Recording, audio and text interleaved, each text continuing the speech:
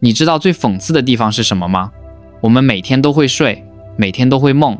可幾乎所有人從來沒想過自己在夢裡到底經歷了什麼。你以為你睡着了就斷電，其實沒有，那只是你一時換了一個頻道，只是你沒抓到證據。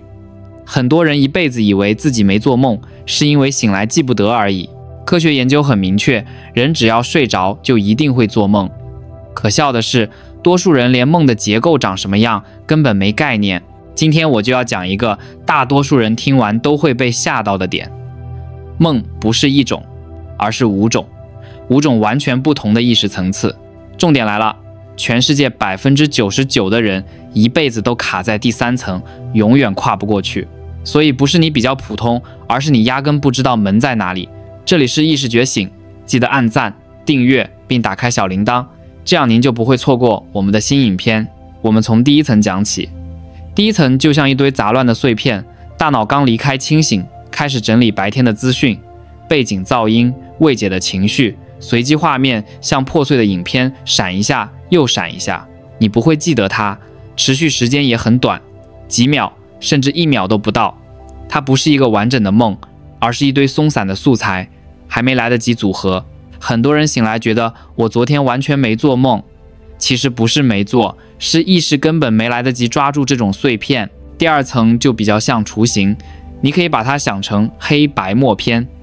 有了影像，有了內容，可是沒有音效，沒有色彩，故事開始有點線索，但不連貫。你在 A 地點走着走着，畫面突然切到 B， 你想講話，可是聲音出不來，你看到的人臉是糊的。這就是第2層，它已經不是碎片，可還沒擴展成可住進去的世界。醒來只會留下一種模糊感，好像夢過什麼，可是細節空的。第3層就是絕大多數人每晚在裡面翻滾的地方，我把它叫做個人劇場，因為這層夢的所有素材全部來源於你本人，你活過的、看過的、壓抑下去的、想卻沒做的、委屈、慾望、遺憾、恐懼，全部都在裡面重演。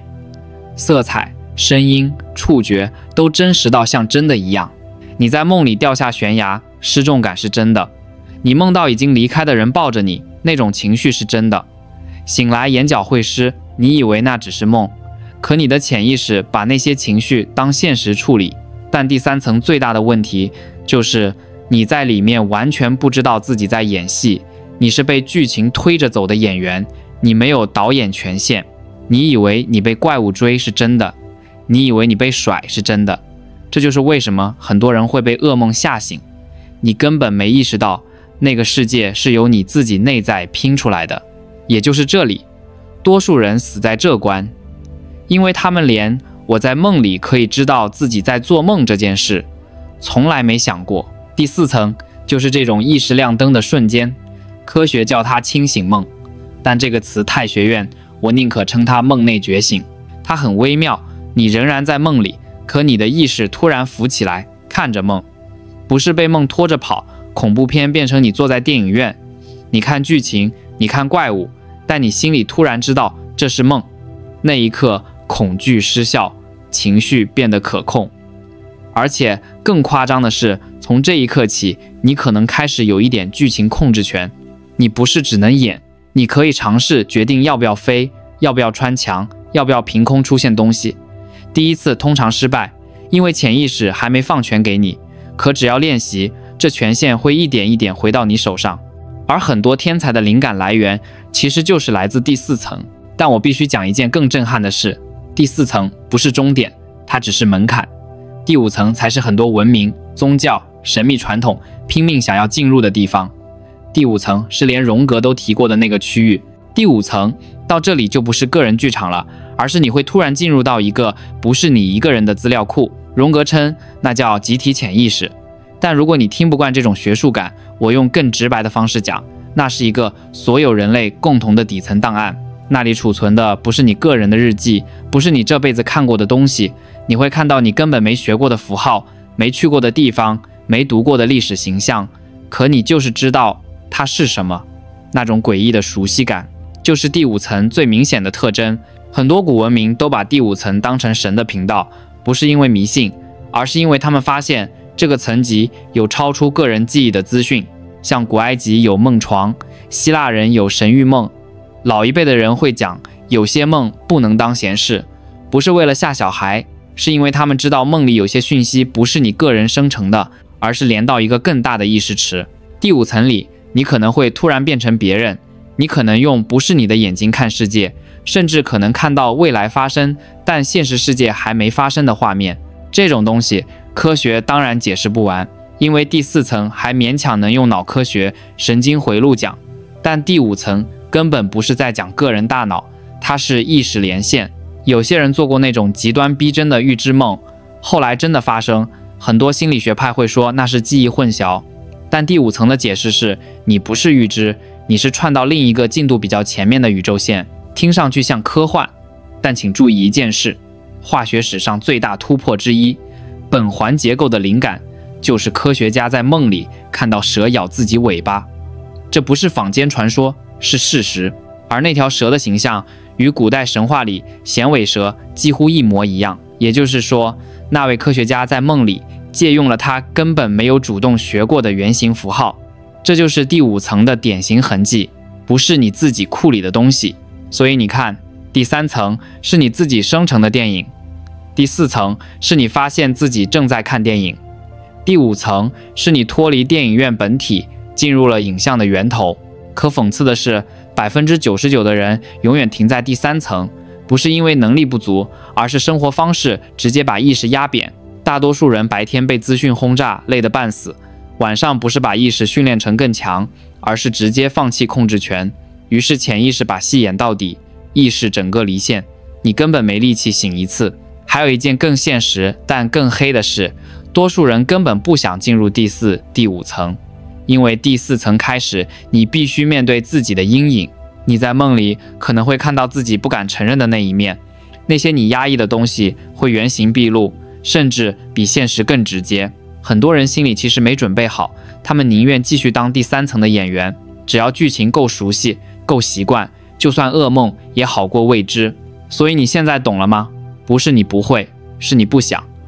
不是你沒能力，是你不敢。每晚睡覺的時候，你手裡就有一把鑰匙，可以通往更深層的意識維度，可是你從來沒想過要轉動它。很多人這一輩子在夢裡都只是被演，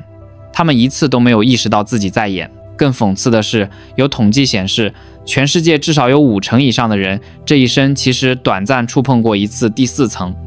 但他們當時根本沒意識到，那就是夢內覺醒。你一定也經歷過，你夢到很荒謬的場景，突然腦子閃一下，你想了一句，這好像不太對，可是下一秒你又被劇情拉回去繼續演。那一瞬間就是意識要上線的信號，但你沒抓住。大部分人就是在那一秒掉队，不是做不到，是沒習慣保持到那一秒。意識力量太弱，被潛意識一巴掌拖回第3層。很多人會好奇，那到底怎麼讓意識不掉？其實方法不是秘密，心理學界幾十年前就知道，其中一個方式叫現實檢驗，意思是白天你不斷訓練自己，問一句，我現在是不是在做夢？不是為了懷疑現實，而是為了把這個檢驗動作變成一種下意識習慣。當這習慣帶進夢裡，你一旦在夢裡重複這個檢驗，那個瞬間你就可以突破第3層的盲點。只要你問出那一句，我是不是在做夢？夢裡就會露出一個破綻，你就會升到第4層。還有一種方式叫夢境日誌，醒來後馬上記錄你記得的內容，不是寫文學，是訓練大腦識別夢的邏輯，讓你更容易在夢裡面偵測那些不合理的線索。很多人寫1個禮拜，夢的記憶量就暴增，因為記得夢本身就是意識力量的證明，記得越多，你越容易在夢裡面醒一次。但你要明白，技巧只是門把，真正能不能開門，是你的意識能不能在晚上維持一點點電力。說白一點，如果你白天精神耗盡，晚上只剩下放空，你根本沒有能量進入第4層，你在第3層就直接無條件繳械，潛意識全權接管。很多人做不到第4層，是不是因為腦子笨？是因為生活方式根本不給意識留電。這裡就出現一個結構性的殘酷現實，現代人不是不想探索意識，是被現實磨到没力氣。很多人的夢不是自由，而是被壓榨過後的一種自動演算。白天被 KPI 焦慮、人際壓力逼到崩潰，晚上腦子只剩後台整理檔案的功能，你怎麼可能醒得起來？所以為什麼99%的人永遠卡在第三層？不是他們笨，是他們累，意識太累，就永遠當不了導演，只能被夢劇情推着走。而你如果能哪怕一次在夢裡成功轉成觀察者，你的人生就會瞬間意識到一個事：原來我們一直以為很真實的自我感，其實可以被重新配置。夢不過是潛意識演給意識看的訓練場，只是大多數人的意識永遠缺席。但現在最精彩的来了，你只要進入過一次第4層，你就會開始懷疑現實世界到底什麼才是真的。如果夢可以真實到可以讓你哭，可以讓你出汗，可以讓你心跳失控，那現實與夢其實不是二元對立，而是不同層級的沉浸程度。而這就是第5層為什麼會讓人發抖，因為很多進入第5層的人回來之後，會開始懷疑，我們醒着的這一層真的只是現實嗎？還是我們只是卡在另一個夢層？光是第4層就已經讓很多人對現實穩定性開始產生動搖了。可第5層更狠，它不是讓你多懂一點自己，它是讓你突然意識到，你以為的自我其實只是一個載具。你會看到，不是你記得的故事，不是你看過的語言，不是你學過的符號，可你卻懂那個意思。這種現象不是幻覺，因為幻覺是隨機雜訊。第5層是結構化、帶邏輯、有系統的內容，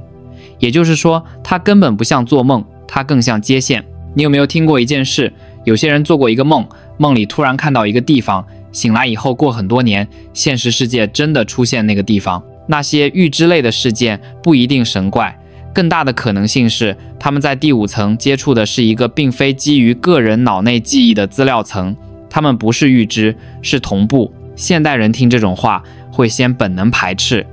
因為學校教育把一切非現實可驗證的意識經驗統統歸類成迷信、幻覺、錯覺。但問題來了，如果夢本來就不是單層結構，那我們在第3層的沉浸式體驗才應該被叫做幻覺，因為在那裡面我們根本沒有判斷權，我們是被劇情控制的，被情緒牽着鼻子走，被潛意識牽着跑。你現在想一件事，在現實人生中，你是不是也常常只是被慣性推着走？早上起來看手機，看社群，看別人說什麼，看外界丟給你的資訊，看大家今天該恐慌什麼，該追什麼熱點，該罵什麼人。注意到沒有？現實世界其實跟第3層夢境極度相似，我們以為我們在選擇，但大部分時間我們根本只是在被劇情拖着走，我們被情緒牽，被社群驅動，被社會敘事塑形。這就是為什麼夢境5層這個話題會刺進人的精神深處，因為它不是玄學，是一面鏡子，照出了一件殘酷真相。多數人連夢裡跳脫一次都做不到，他們怎麼可能在現實世界裡跳脫人生劇本？不是因為能力不足，是因為他們連意識這個詞從小就被訓練成不重要。我們被訓練去考分數、算公式、記定義，可沒有人教我們意識本身是可以被訓練的。於是現實與夢境在絕大多數人的人生軌道裡是一樣的結構，被劇情帶着跑。這也解釋一個很吊詭的現象，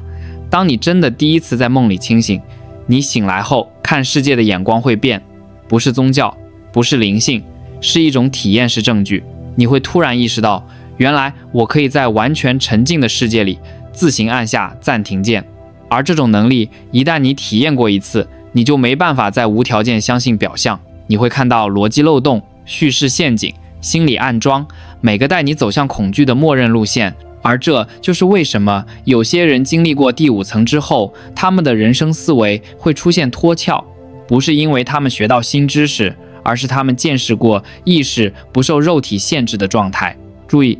這是關鍵，不是宗教實驗，是意識體驗。所以回到最初那個數字，99%的人一輩子卡在第3層，絕對不是誇張。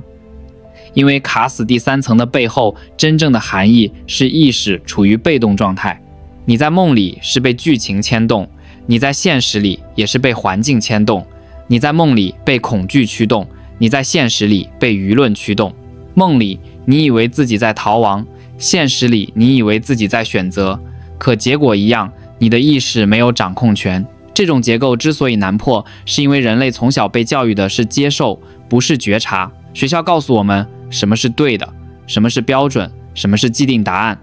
但是沒有一堂課告訴你，你可以質疑，你可以審視，你可以調試自己的意識狀態。於是大家被訓練成第三層最標準的形態，劇情來了就演，情緒來了就吞，恐懼來了就跑。你看，一個人只要在夢裡醒過一次，他就會突然地發現一個很殘酷的真相，原來現實也是一種敘事，不是絕对實體。一樣有人寫腳本，一樣有人設定氛圍，一樣有人在設定你的注意力該往哪裡去。而意識強的人跟意識弱的人差別在哪裡？差在你有沒有能力按下那一個意識亮燈的瞬間。這就是為什麼這麼多修行體系、古哲理，甚至現代心理治療都會強調覺察這個概念，因為覺察就是第四層，那是個門檻。一旦你能在全沉浸狀態下產生一個我知道我在參與的自覺，你就不再是劇情的肉票，你變成擁有導演權的參與者。所以很多人誤會，以為夢境研究是玄學、神秘、怪力亂神，其實不是。它根本不是逃離現實，它是在訓練你在沉浸狀態裡重新拿回指揮權，而這對現實世界意義極大，因為現實跟第三層夢一樣，有劇情感，有衝擊，有張力，也可以讓人情緒起伏到停不下來。可如果你的意識沒有在關鍵時刻亮燈，那你永遠只是在被帶着跑。你看起來像是在參與，其實你根本沒有掌控權。你不是在玩人生，是整個人生在玩你。那些能進入第四層，甚至偶爾觸碰第五層的人，你去看他們現實人生，會有一個共同特徵，他們不會被恐懼輕易操控，他們不會因為別人慌就慌，他們看到別人慌，他們會停一拍，他們能讓意識慢半秒浮起來，先觀察，而不是立刻吞進去。這種就是夢境訓練的現實反射，因為你能在全沉浸狀態中點亮意識，你就能在現實中不被劇情牽動。而這一切的核心就是一句話：意識可以訓練。你不是生來就當演員的，你可以變導演，你可以從劇情跳出來看劇情。夢想第五層不是要變什麼神人，是要認識到我可以在沉浸中保持清醒。所以現在你應該能看懂整個結構了。第一層是碎片，第二層是雛形，第三層是沉浸式個人劇場，第四層是意識開始插手。到了第五層，意識已經脫離個人資料庫，直接串進底層集體母體。我們從小到大都以為夢就是亂夢一場，醒來就沒意義。可它從來不是隨便夢，夢是潛意識在處理人生，是意識在鍛鍊控制權，是我們每晚都有機會進入更深的現實。只是絕大多數人把夢當垃圾，把意識當消耗品，把晚上當關機時間，而不是第二輪人生的練兵場。而這就是為什麼聽懂這個邏輯的人會突然靜下來，因為一旦你意識到在夢裡你可以醒一次，你就會開始懷疑現實世界那些你過去自動接受的一切。這個情緒是我自己的嗎？這個焦慮是我決定的嗎？這個恐懼是我消化的嗎？還是我只是被劇情推着跑？那些能在夢裡意識亮一次的人，現實裡做選擇的方式都會不一樣。他們會停一拍，讓意識浮上來一層，不是逃避，而是不再讓自己被自動駕駛拖着跑。所以那句最刺人的話，現在才有殺傷力。99%的人不是不能突破第三層，是根本沒有想過自己可以突破。你以為夢只是夢，你以為現實才是真。可很多從第四層突破的人都會說一句一樣的話：夢是真實的訓練場，現實只是其中一條賽道。所以問題不是夢怎麼分5層，問題是你願不願意當那1%。在整部個人劇場正式開始前，先對自己說一句：我知道，我正在演。只要你有一次做到，現實的大門也會被你撞開。因為如果你能在夢裡覺醒，你就絕不可能在現實裡繼續麻木活着。今晚你閉上眼的時候，你可以繼續當第3層的演員，被劇情拖走，被恐懼推着跑，被潛意識操盤。也可以嘗試在那個熟悉的沉浸世界一瞬間亮燈，那只要1秒，一句念頭，一絲意識，你只要抓住那1秒，你就不是那99%了。